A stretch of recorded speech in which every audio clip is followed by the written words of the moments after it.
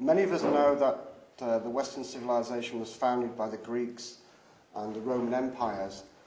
But very few know about the wonders of the Etruscans and how they influenced both of those cultures. And for many years I've been researching sacred sites and lost cities, South America, Egypt, and around Europe too. And I found pyramids in Greece, and I heard about a pyramid in Italy built by the Etruscans. And this led me to discover more about the Etruscans.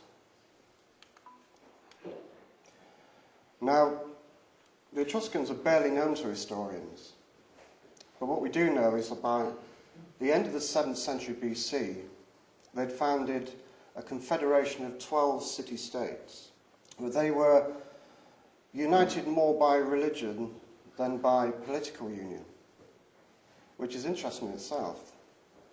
They were deeply religious people. And as you see on the slide here, the black dots are the 12 sacred cities of the Etruscans. Now, Rome was a minor city of the Etruscans. And a lot of people don't know that the Etruscans actually founded Rome. And they turned it from a swampy quagmire of little islands and built great sewers and drainage channels underneath the city to create the city we see today. Now, Etruscan art appears nowhere in the world outside of Italy. It is unique in its detail and skill. The gold brooch you see in the top right-hand corner has only been equalled in recent times. Unfortunately, it's not a very good picture of it, but the detail in this brooch is almost parallel to the illuminated manuscripts from Ireland. You need a magnifying glass to see the detail.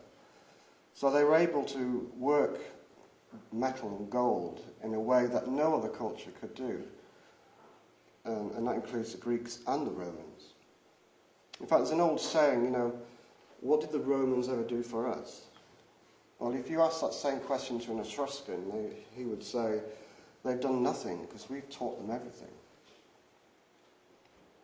It also said that some of the art on the pottery, Etruscan pottery, was given to the Greeks by some historians. Interestingly, there's Oriental style art as well in Etruscan, which makes me think there is a fusion of different cultures that makes up the Etruscan culture. And their language is unique. It's never been deciphered properly. They know the words, but they don't know what the words mean. They can pronounce them even. And it's read from right to left, as it says here.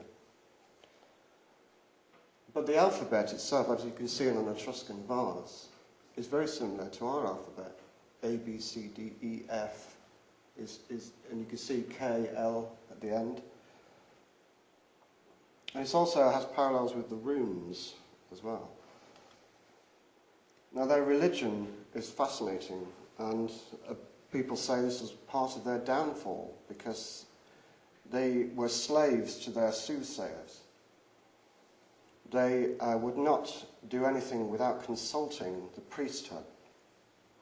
And often the priesthood would determine the will of the gods from the sheep liver, which you can see this bronze sheep liver here is divided into different sectors which they use for divining. Now, they often would see the will of the gods through the flight of a bird and a clap of thunder. They were able to decipher thunder into deeply religious meanings. But if you think about it, one of the reasons why they did fall from grace, or their civilization collapsed, because they would not go into action without the word of the gods. Interestingly, their tombs vary from tumuli tombs to chambered rock-cut tombs. The north of Tuscany, or Etruria, they practiced cremation, and the south, they practiced inhumation, which is very strange. You'd think they would all have the same sort of way of burial, but they differed, which again says to me that there were different cultures fused together. This is some of the interiors of the tombs. The one on the right is at Tarquini, which was the sacred city of the 12 city-states. The first city, and the tomb on the left is at Volterra, which is one of the 12. Now they divided their kingdom into 12 sectors, which is interesting in itself, around a sacred centre near Lake Bolsana, which you can see in the middle there. Now, Lake Bolsana was a result of a volcanic explosion thousands of years ago. And we all know that the landscape of Tuscany was changed by this volcanic eruption. And so, in a way, they saw it as a sacred centre. They also determined it as a zodiac. Some of the towns featured in red here are some of the sacred cities: Volterra, Roselle, Chiusi, Vulci, Tarquina. They were all sacred cities. We decided on a visit there to go to Volterra because it's one of the only cities that remains. Most of them were completely destroyed by the Romans.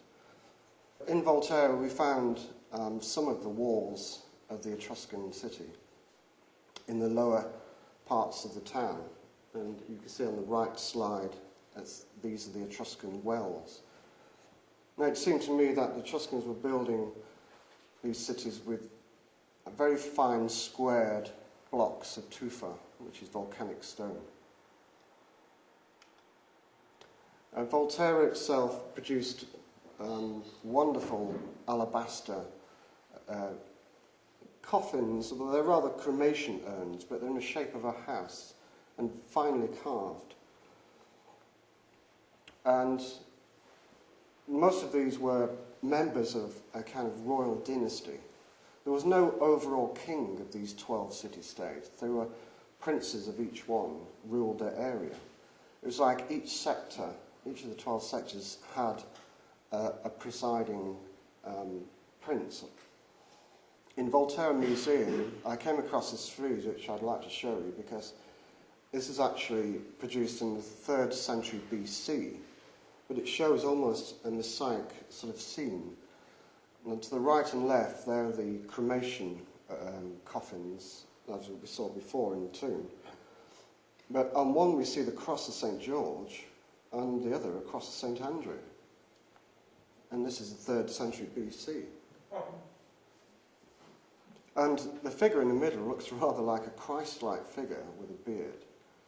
And these two people either side honouring him, rather like disciples. But the Etruscans are full of surprises. We decided to visit one of the other cities, one of the other 12 sacred cities, Roselle. Now, Roselle is to the west of Siena. And on a beautiful May morning, we discovered these incredible walls at the base of a city which is now in ruins, which consisted mainly of Roman walls, which are the smaller stones, the type we see today in ruins in Britain. But the ancient walls looked far earlier than the actual Roman buildings inside. And these are what we call cyclopean walls. They are not, they don't use mortar in between the joints, they're just large boulders piled upon each other. And what they would do, they would pile the boulders on, then they would cut it a square. But some of these boulders were huge, over several tons, and it reminded me of the Cyclopean walls in Tiryns in Greece, which were worn and carved in the same way. Now, the walls in Greece at Tiryns date from 3000 BC, and yet the walls of Roselle are dated by historians to the 2nd century BC. Now, either the same people were using it 3,000 years later, the same technique of building, or these walls are older. But I think you have to have a feel and go to these places and look at them and decide, you get a feel yourself for how old they are. Because I found the history books are often wrong. Now, one of the other cities of the 12 city-states is Biltcliffe. Now here, there's nothing left of this city, it's just open pasture land. But diagrams have been done by archaeologists of what the original structures look like. And here we see a huge cone-shaped pyramid with a labyrinth of pastures underneath. And just look at this. You can see the size of the pyramid. In the slide, you see a person standing. That's how big the pyramid was. And it has a staircase that travels down to the bottom of this circular tube. And on the ground floor is a labyrinth of passageways, rather like the Trojan labyrinth. Unfortunately, there's very little left of this building. As you can see on the right there, that's all that remains of it. Now, the other site of importance was the tomb of Porsenna at Chiusi, in one of the other 12 city-states. Now, here there was an incredible building, which again consists of a labyrinth, internal labyrinth, with 4 pyramids at each corner, one in the middle, containing a brazen globe. Have you ever seen anything like that? There's nothing like that in the world, is there? There's nothing to compare. Nothing in Babylon, Greece, Italy. These are truly lost cities of splendour. It proves to me that the Etruscans were master masons. And to me, the key to the knowledge today is through the masons, through the stonemasons who have inherited this knowledge and continued it down their line. So where did all this knowledge go? Well, when I visited Rome last year, I was amazed to find this incredible temple of Jupiter in the centre, in the forum. And it contains granite pillars, beautifully carved, in tremendous height.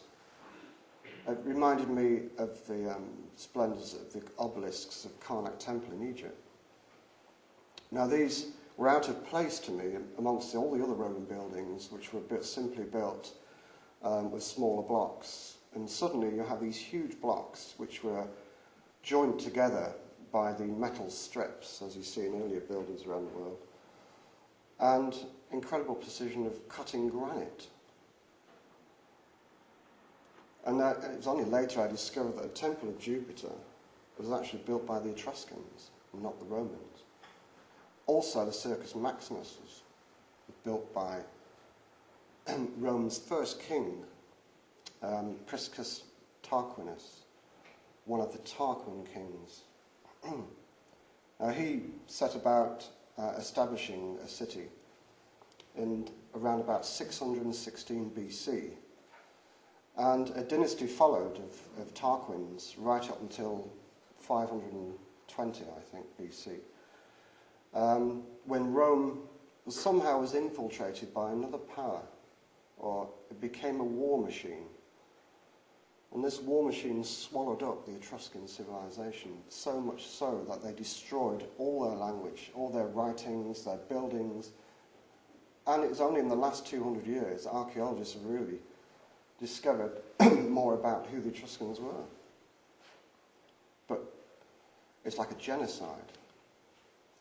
Here's Circus Maximus, built by the first Etruscan king of Rome.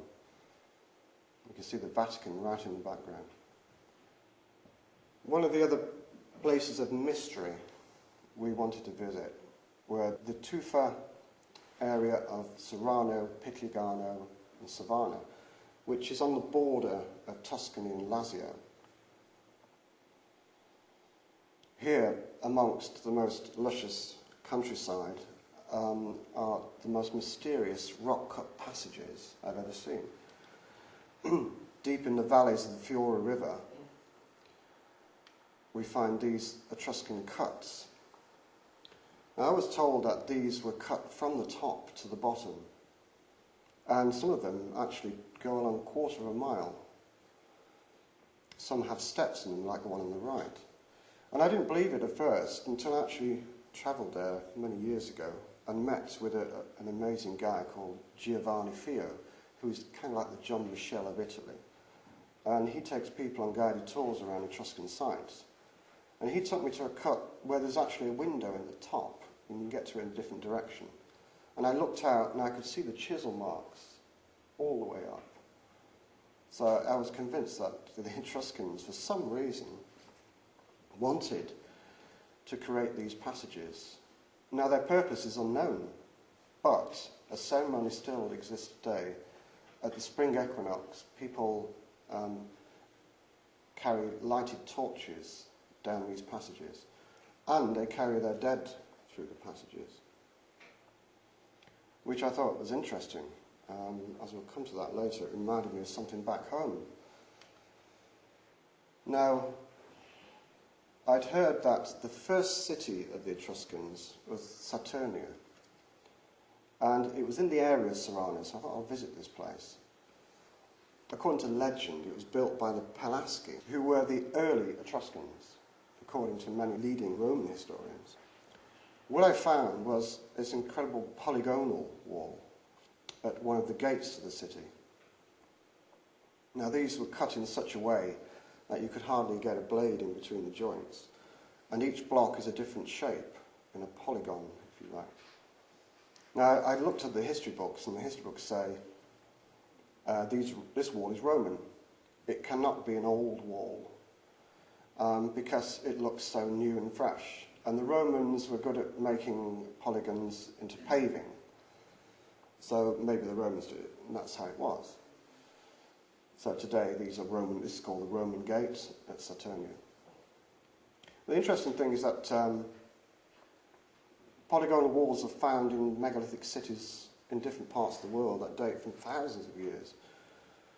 And this is exactly the same technology, but how they cut the stones and fit them all together in such a way is bewildering.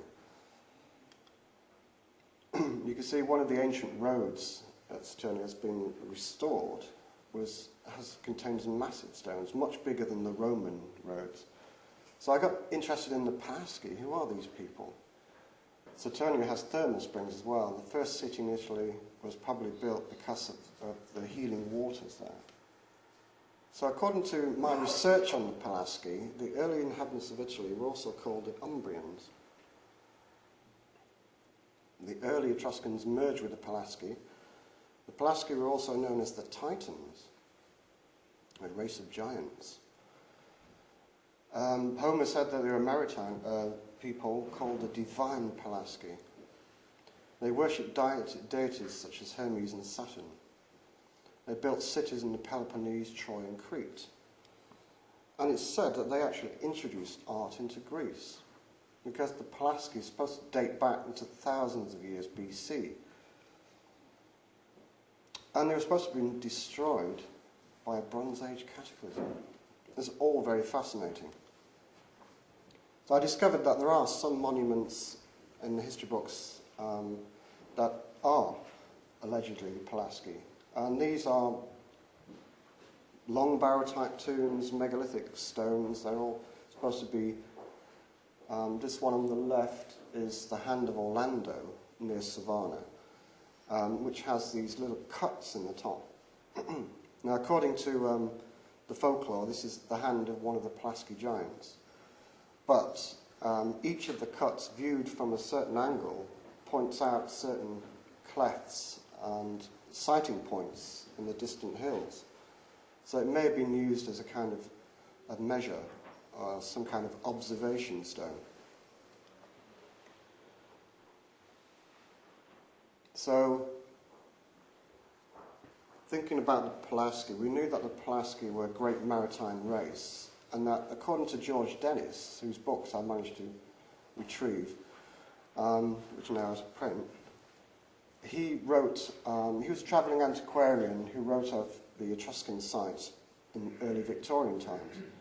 And he talks about Cossa as a fabulous city that was built by the Pelasgi.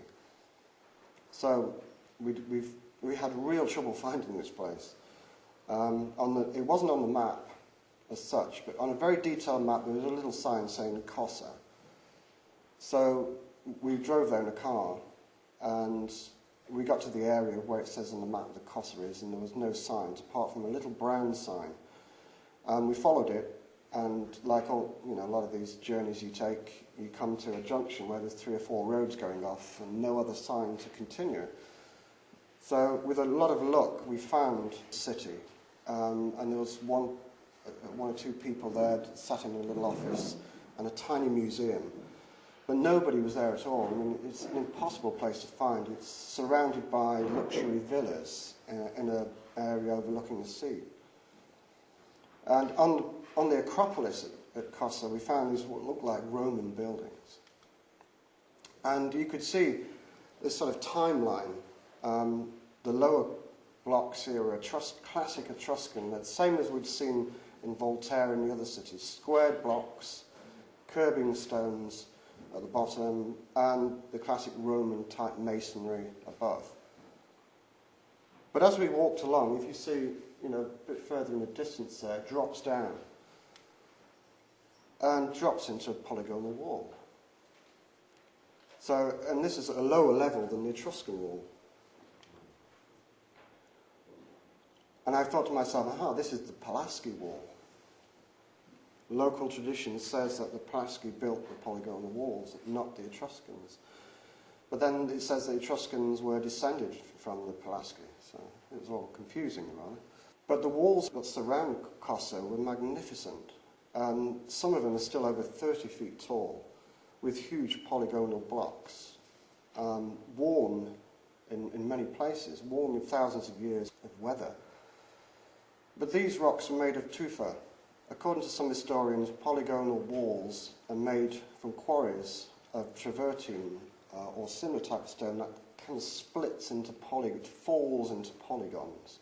And so it's easily put together. This is their explanation of these walls. But this one is tufa, which can be cut into any shape. So they had a method that's been lost to stonemasons. Here you see a megalithic gate.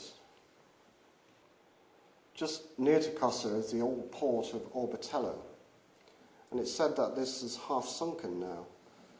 And you can see below the Roman walls the old Pelasgi walls. Further up the coast is Barati, a fascinating name for me, because Barati had been the goddess of the British. Barat as the name of the goddess, and Anna, the British goddess, became Barat Anna, or Britannia. And Barat's supposed to be a Phoenician goddess of the sea. So the name attracted me, so I visited this place and found incredible tomb-like tombs, which had chambers rather like the Long Barrows of Britain, or Newgrange. And some of them surrounded by large standing stones, like in Ireland. Now these are supposed to date from the 3rd century BC.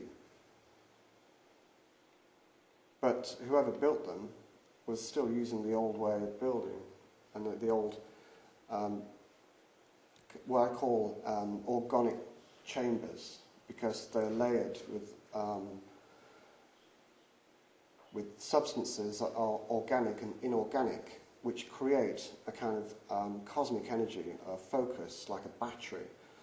And somehow this force is used to either help people into the afterlife or create fertility in the land. Now the Etruscans also, at a later date, buried themselves and used the inhumation burials in sarcophagi. And these stood alone on the surface. When I saw these sarcophagi around Barati, it reminded me of the ones on Portland. And the one in the top left is on Portland, and the one at the bottom is at Tuscany. And on Portland, they found hundreds of these coffins buried deep. And they took them out and destroyed them because it would hold up the building of the prison there. But fortunately, a few were preserved. Now, of course, the archaeologists endorse the label them as Roman. But these coffins in Tuscany date from the 6th century BC, and they weren't built after that. So it's possible that the Etruscans had trade with Portland, which was certainly an Iron Age port. Professor Waddell links the Phoenicians with the British. And Phoenician coins from Turkey depict Barat Anna, or Barat goddess, in the same way as Britannia, with the cross of St. George, or the fire cross, below her throne. So Barat in Italy maybe had been a Phoenician port, or maybe the Etruscans adopted the Barati name, or the goddess, into their religion. Now, remember before it said that the Pelasgi also settled on Crete. Well, when we went to visit Crete years ago, we couldn't find any polygonal walls anywhere in any of the cities. They were all Hellenic-style squared blocks. But on the last day, I had a sense to go up to a very small site right up in the hills above Charnia. And it's called Axos. And as we walked around the site, which had obviously been buried and blown about by some great cataclysm, probably the volcano eruption of Thera, we found just the remains of a wall, a polygonal wall, just peeking out, a Pelasgi wall. But the most magnificent polygonal wall we came across was on our visit to the opposite coast, on the west coast of Greece, at a place called Oiniadai. Now here they cut polygonal walls in the same fashion as those in Italy. And they're around about the same date too, about the 4th, 5th century BC. But what was magnificent about Oiniadai was that they carved these dry docks out of solid rock. And it's not a great slide, this, because the size and the sheer magnificence of this site, the slide does not do it justice. But this is just one of the dry docks. And it's surrounded by polygonal walls over 5 miles in length. The walls are in the same fashion as those found in Peru and Sacsayhuaman. This city, again, is very difficult to find. It's not signposted. It's not in guidebooks. Lonely Planet and the others do not mention this site. You have to... I found this site through an old history book on Greece, mentioned Oiniadai. You can see the spelling if you want to write it down in the top right-hand corner. And it's sort of halfway between the bridge across to the Peloponnese and Parga on the west coast. What fascinated me was that the Hellenic style of masonry you see on the right here was tied in with the earlier polygonal masonry. It's as if they couldn't copy this style of masonry, so they tied it in to more easily fashioned squared blocks. And at Oiniadai is also a rock-cut theatre, carved out of solid rock from the top to the bottom. Well, it'd be easier to have a surface which you could dig out and then place stones upon, but here they somehow had the art of knowing how to cut through solid rock and create a carving of a theatre. And what's amazing is that these have been restored in some distant time where you can see some of the seats where they've been worn away have been patched up. And the last time this was used was Roman times. So the age of this theatre, and you see the amount of weathering along the steps on the right there, this must have been a very ancient site. Interestingly, the EU has completely contained this site with metal fencing and allowed no photographs of it at all. But far more magnificent than Oiniadai and the coastal town of Kossa are the walls of the towns in the Apennine Mountains of Italy. Now this is where the Pelasgi is supposed to have first settled, and they're supposed to have come over the Alps and settled in the mountains of the Apennines and built these incredible cities, one of which is Aemilia. And as you can see, the quality of the stonework here is unsurpassed. And they feel far older than any of the cities in Greece. And the Romans built on top of these walls because they were unable to copy this style of masonry. Aemilia is an interesting site because it's the geographical centre of Italy. Now we know the Celts were obsessed with finding centres. Well, I was interested to know what's at the centre of this town. And I found at the centre is this round tower, and it has 10 sides. And in it, carved in the walls, are different stones from different periods of Italian history, from Etruscan Celtic knots to Trinity of goddesses from the Roman period.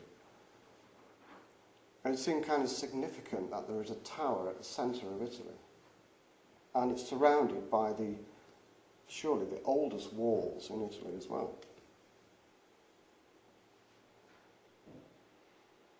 Now, what did the Pelasgi look like? I have no idea, but their stones were found in northern Italy, at Lugdunum, and they're depicted holding Mycenaean-type daggers with pummeled handles, very similar to the ones found at Stonehenge. The slide on the right are the pummeled daggers that are carved into Stonehenge.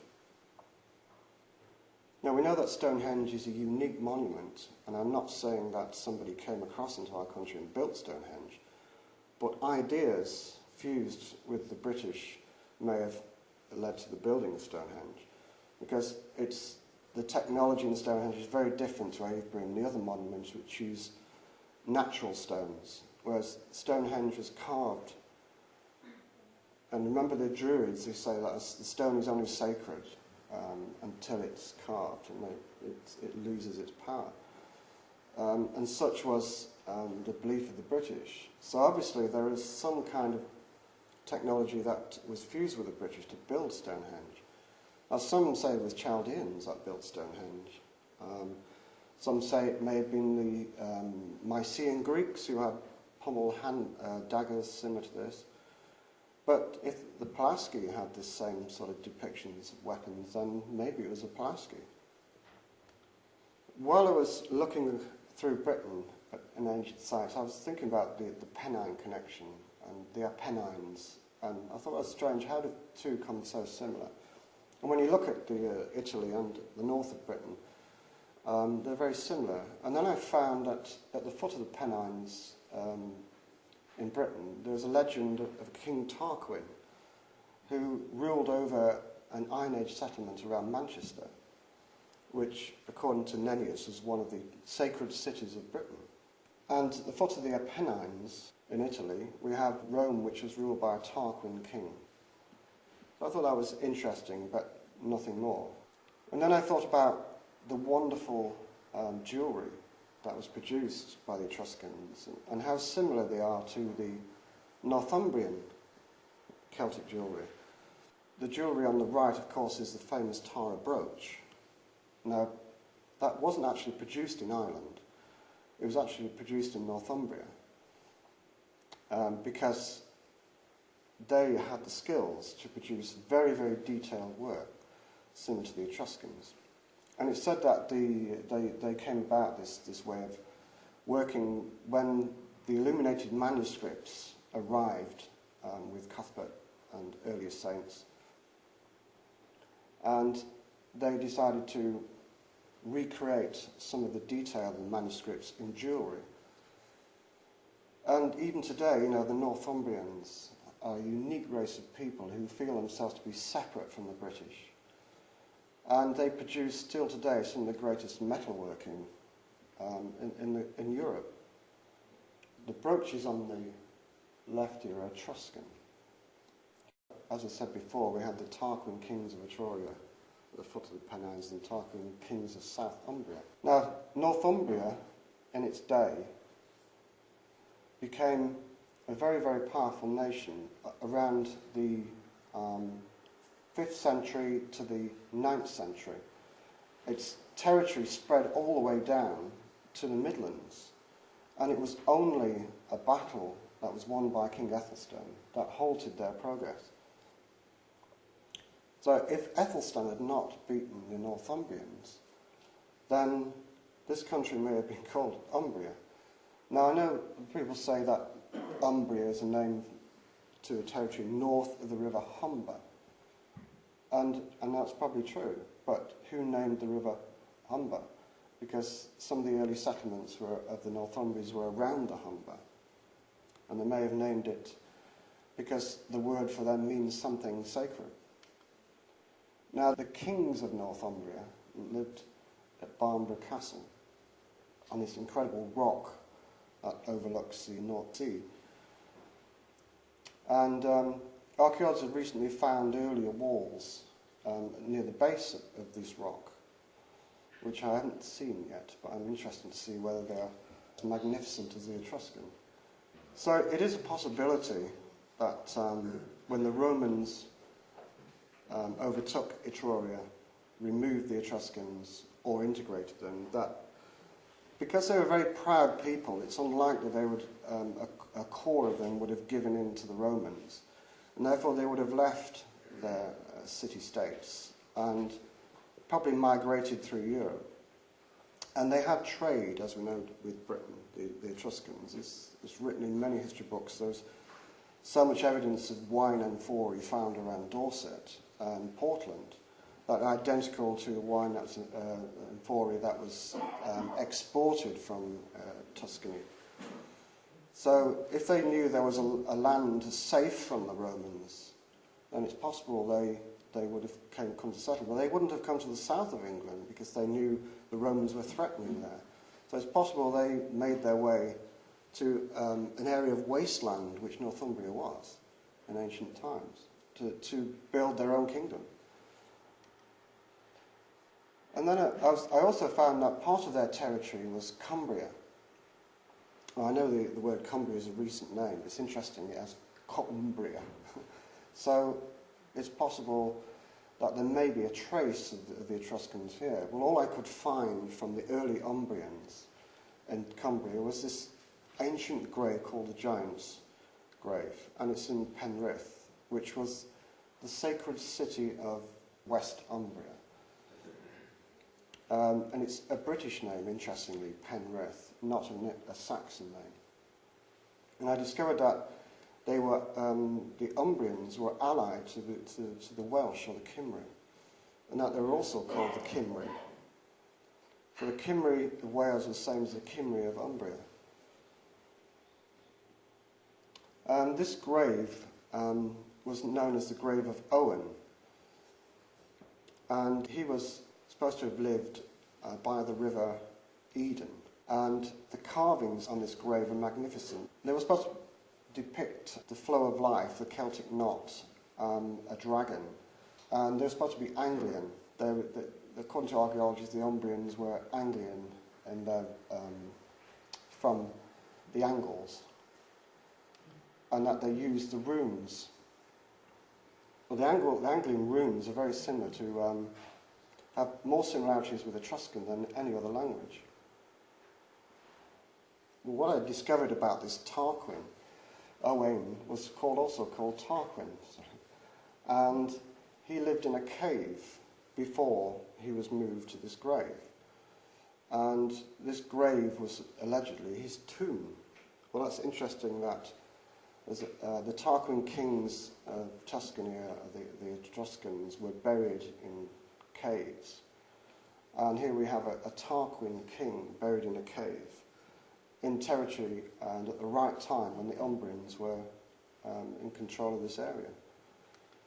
Another coincidence, I'm just showing you coincidences, so you can make up your own minds. But I thought about cuts, and that there was one in Cumbria that is a smaller version of the Etruscan passage. But coffins were supposed to have been carried through this cut in some kind of religious ceremony from a kind of church to a burial ground.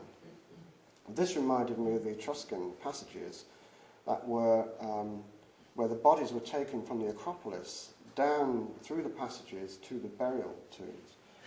And they had to be taken through these passages. Now these coffins, as you can see, you hardly get a coffin down here. But it's known as a passage of the dead, a road of the dead. And that somehow it was necessary to take a coffin down these passages. Another famous cut in this country is at Ludchurch. Again, Ludchurch was in the realm of the Umbrians in the 7th, 8th, 9th century AD.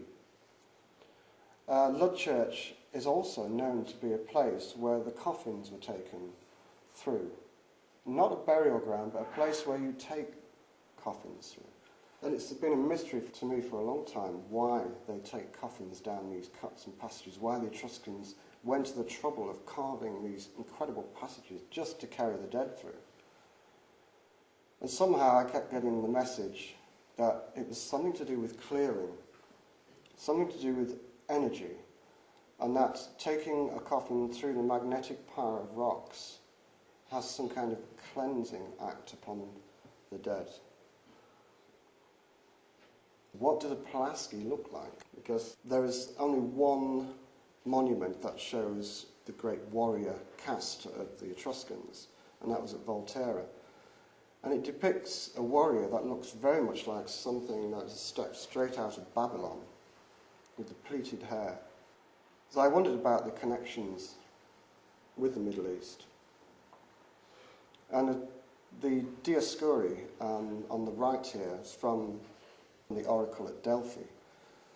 The Pelasgi were supposed to have been obsessed with oracles. They built the oracle at Cumae in Italy, and it's said that they built the Delphi, the early buildings at Delphi, and at Nacromentium. All three of these sites have cyclopean walls and polygonal walls, and statues depicting these pleated-haired warriors. Now these two were the divine twins, or the heavenly twins, George and Michael, in a kind of English way, because the Pelasgi worshipped the two stars, Castor and Pollux. And Castor was a heavenly counterpart, and Pollux was an earthly counterpart, like George and St. Michael. So that, and even the Etruscans have a depiction showing the heavenly twins riding white horses. So some of that culture somehow came to this country to become St. Michael and St. George. But you remember I was talking about the Cymry. This is a long, long, long history of the Welsh. This is taken from the Triads. And it is the earliest story of the flood in Britain.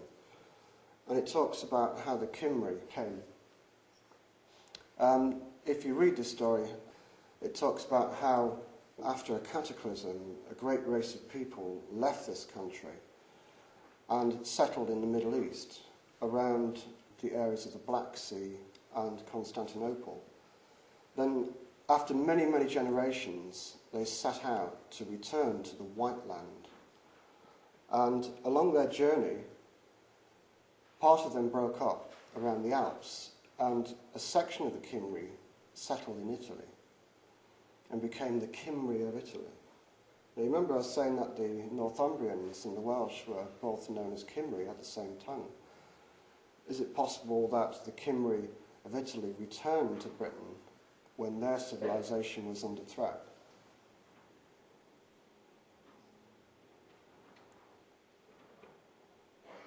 Unfortunately, I haven't got time to go through all of this. I just wanted to mention that section. But for those who want to read, this is probably one of the most interesting stories of the roots of the British.